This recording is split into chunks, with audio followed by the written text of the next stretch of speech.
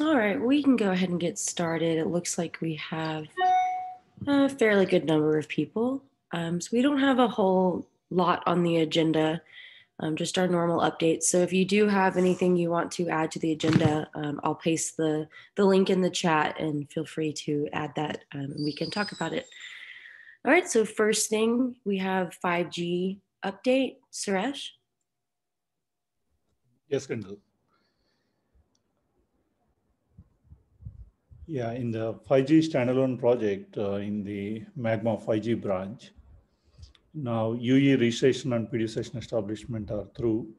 However, one constraint, UE registration is working only for a pair of encryption and integrity algorithms, EA0 and IA0. And as such, for EA0 and IA2 algorithms combination, earlier we were able to demonstrate on the system test environment as well. And for some reason, there is some issue introduced in the code causing breakage. We are working to fix that. And the PD session release was having issues on the 5G branch. Those issues are fixed and tested on the DS tester environment. And PD session release also is successful now. UE deregistration was also failing earlier, and code is fixed for this, and testing is pending. Maybe by tomorrow we will be able to finish the UE deregistration issues as well. With that, we are left with a couple of issues. One is DevOps CI team faced a build issue for the 5G branch. I asked Ranjani share the error logs or the build logs.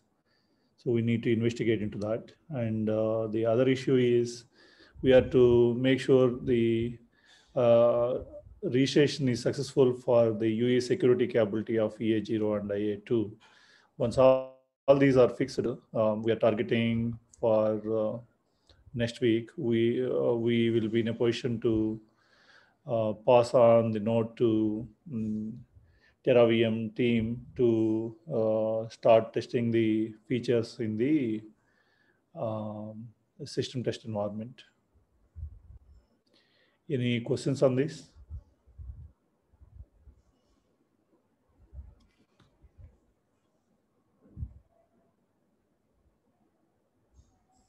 Okay. Kendall, that's the update from the 5G standalone project. All right, thank you, Suresh. So to the next topic will be DevOps updates. There wasn't a DevOps meeting this week, but Tariq, is there anything that you would like to discuss? Not much. The team has been working on a few production issues, also just tackling some of the roadmap items. Nothing out of ordinary. Just team has been working on the pipeline for publishing AMIs. Ranjini was working on 5G CI and some of the test cases. And Tim has been working on some of the issues that came up on registry and some of the production issues, but nothing else. So not any major update there. Okay, great. Thank you. So moving on to the last topic already, we have Ekow. It looks like you put in a few notes for release updates. Yeah, so again, not so much going on, but just a couple of updates here. So the first sprint ends this Friday. Then right after that, the next sprint starts. That will run for another few weeks. Overall, there's lots of great work that has been done. I was thinking I would probably aggregate all the great highlights and do a readout for this forum next week. But in the meantime, anyone can check out ZenHub. All the latest and greatest is available there and is visible to everyone. I think the notable thing I wanted to bring across is following the 1.5 release, there's been a couple of issues identified and there's been fixes applied. Some of them are still in the works, but we believe these are significant enough to merit a minor release. So we are planning for one. ETA is tentatively next week. And as usual, we'll apply the rigors of our testing and our documentation and make the release available to everyone. So that's the latest on the releases.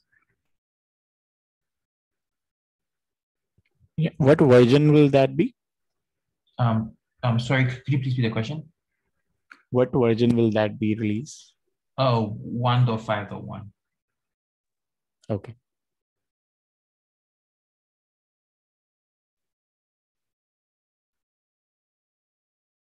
Right. Any other questions? Great. Then thanks everyone. Back to you, Kendall. Thanks, Ekow. So that's actually the end of our agenda. That was probably the quickest we've ever gotten through that. So we do have a lot of time left if anyone else has anything they would like to discuss or bring up to the community. I have a question for Suresh. He discussed about 5G. Is there a way we can test 5G capabilities in Magma? Yeah, the package is to be built out of the Magma 5G branch. Do you know how to check out the 5G branch? Yeah, I've done that. I actually today only I built an access gateway using the 5G Magma 5G branch. So can you just point me like where the code changes are, major changes? Like is it on orchestrator level, gateway level? Where is it? Yeah, in the AJW, there are a few new commits added. So you can go ahead and attempt a build. Yeah, if you can deploy it on bare metal, you can test using UE ransom. I can share your inputs if you are on the Slack channel. So you can try out using the UE ransom. It's a open source simulator you can directly start using. Yeah, I was using SRS RAN with the 5G capabilities. They have recently launched it, but yeah, you can also share that on the Project 5G Slack. I'm there also. So what I suggest is actually if you can create a discussion on the GitHub on that, because others will be benefit from this. Yeah, sure, I'll do that. Initiating a discussion on GitHub is through any PR or no, there is GitHub discussions. No, I mean you just basically create a discussion item. Yeah. Suresh, I'll create the discussion on how to use Magma 5G. Then I'll ping you there. I'll tag you. Yeah. Yeah, that's it. I have a question. I'm not sure if this has been asked before, but the 1.5, is it NSA or SA? If not SA, when will it be addressed? The project I'm talking about is 5G standalone. And NSA project also is there, and there is progress happening, and it is discussed on the Monday engineering call with Ulas. Ulas drives those discussions. You can join there as well. So yeah, I mean, unofficially, actually, if you should be able to use NSA on the current master branch as well as 1.5. It is not official because we need to do testing and there are a few items that we need to do as well. But if you are not trying more than 4 gigabit per second type of connectivity, and frankly, I mean, our access gateway will not be able to support it, you know, if you go above that in terms of data rate. But you can give it a try, basically, if you have a testing facility with E node B and G node B, you can give it a try for the NSA testing. And reach out to us if you have any issues. Okay, thank you, guys.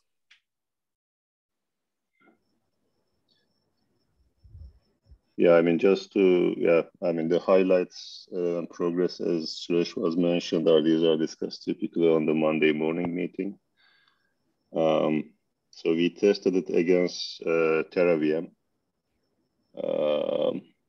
and both, the data path as well as the control path seems to be working. But, simulator versus real environment, there are always differences. So, particularly if community has real devices to test with, that would be great to share with us.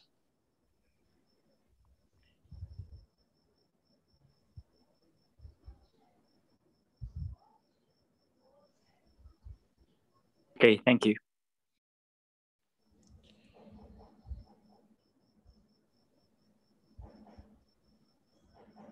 And can you also give your full name and affiliation? I just see double A.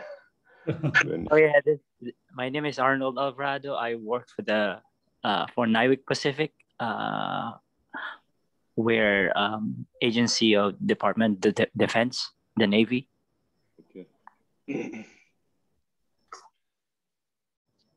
Ulas, are there any handsets identified or shortlisted for the 5G, I mean NSA project? In the sense, whether do you remember handsets? Most recent smartphones, Pixel phones or iPhones, etc., they all come with dual connectivity support, I believe. It will be mostly on the, do you have the E Node B and G Node B that supports X2 communication is the question, I think. So more than the handsets, the base stations, you need to have those. Yeah.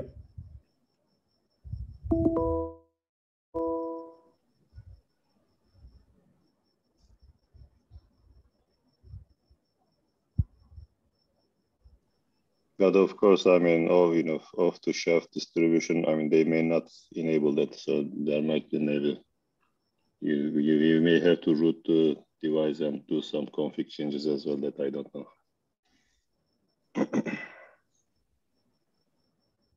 Okay.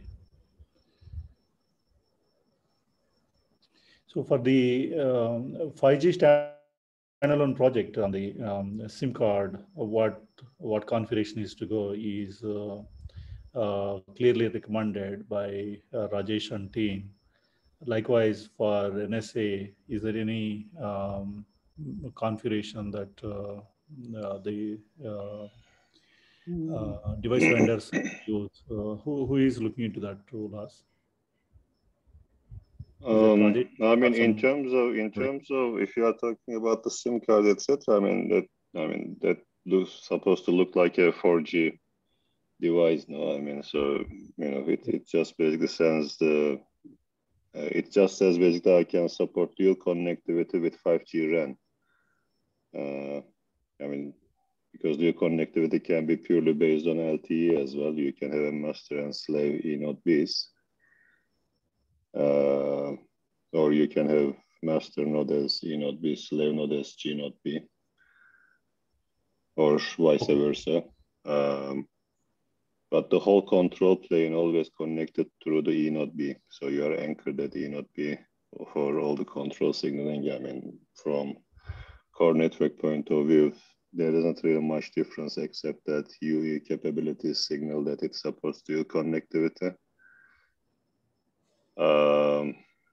There are maybe some additional security options, but they are optional. And the rest is really triggered and orchestrated by the RAN, basically.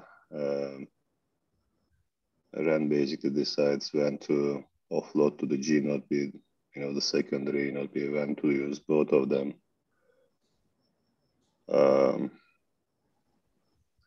Okay, noted, Ulas.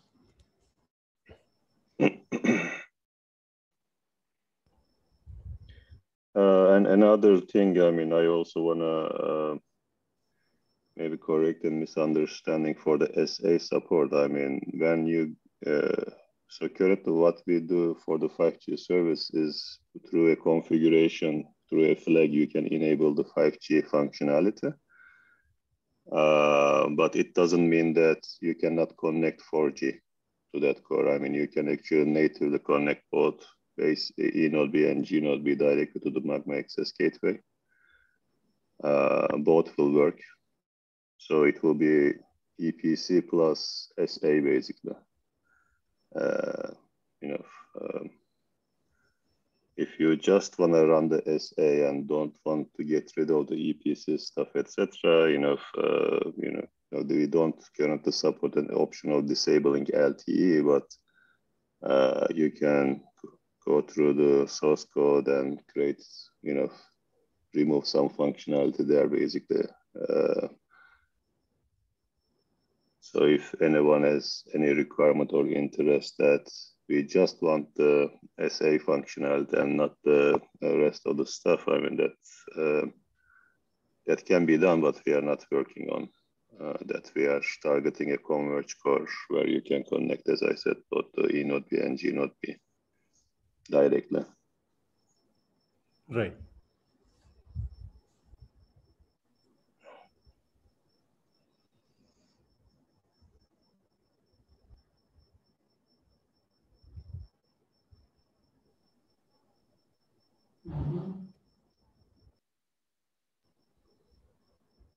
Anybody having any questions?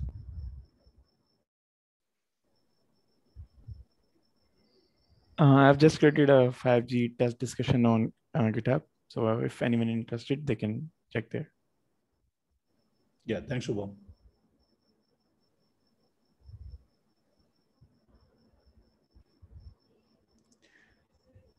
Still Shubham, the Slack channel, Project 5G?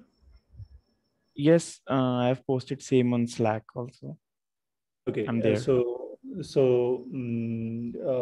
Team or Ulas have given the instructions how to build a package on the 5G branch. So, of course, I will share you there on the GitHub discussion forum as well. So you can start from there. Yeah, sure.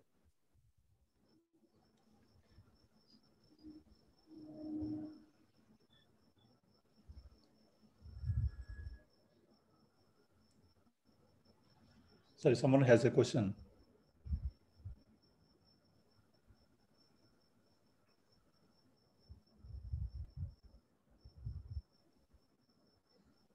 Okay. Back to you, Kendall. Great, thank you.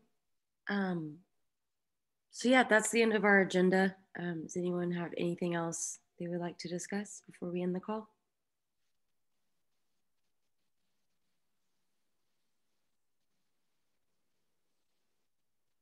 Yeah, one question. Is there a getting start a channel?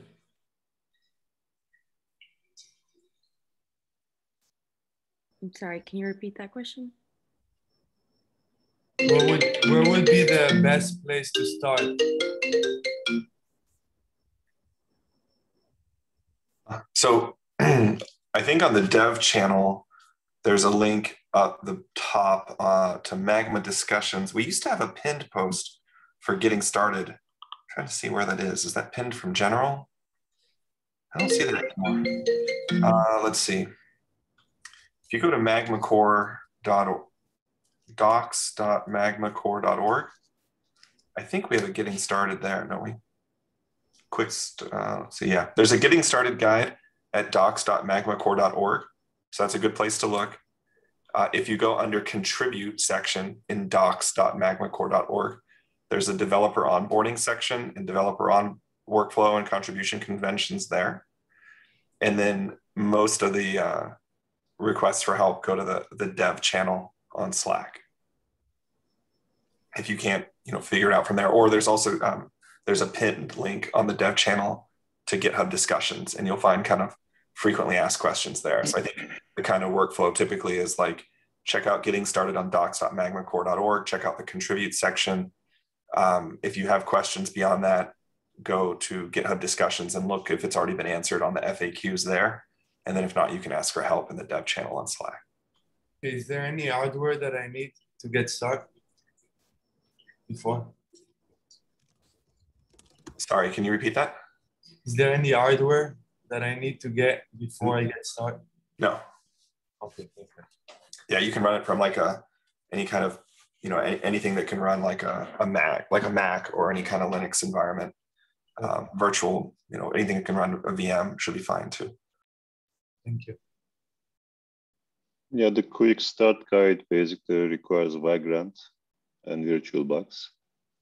If you just want to run the access gateway, if you want to run the cloud components, you need to install Docker as well.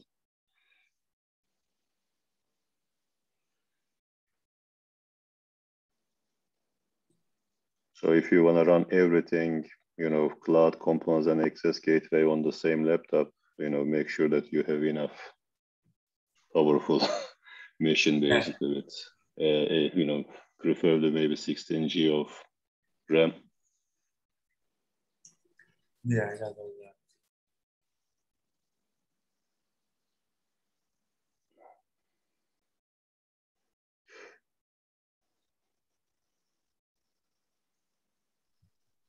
Great. Was there anything else? Any other questions?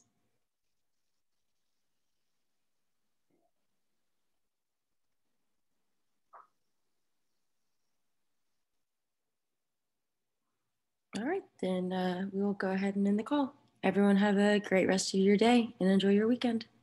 You too, guys. Thanks. Thank you. Yeah.